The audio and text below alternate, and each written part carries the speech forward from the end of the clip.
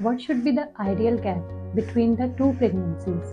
हमारी दो प्रेगनेंसीज के बीच में कितना गैप होना चाहिए?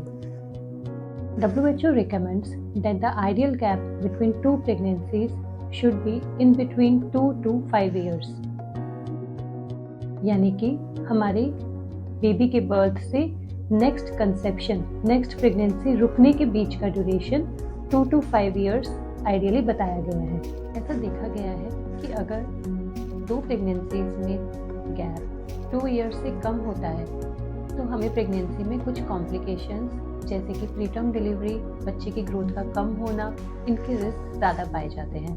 और अगर हमारी दो प्रेगनेंसीज में डिफरेंस गैप 5 ईयर्स से ज़्यादा होता है तो ऐसे में प्रेगनेंसी में हाइपरटेंशन होना, प्री एक्लैम्प्सिया होना, इनके रिस्क ज़्यादा होते हैं।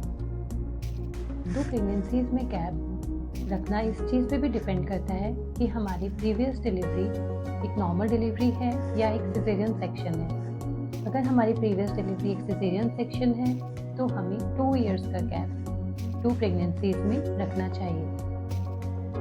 अगर हमारी प्रीवियस प्रेगनेंसी में कुछ प्रेगनेंसी लॉस हुआ है या किसी मेडिकल रीज़न से प्रेगनेंसी टर्मिनेट कराई गई है तो हमें एक जल्दी प्रेगनेंसी के लिए प्लान करना चाहिए। सेकेंडली, अगर मैटरनल एज ज़्यादा है यानी कि पेरेंट्स की अगर एज ज़्यादा है तो आपको अर्ली कंसेप्शन के लिए सोचना चाहिए।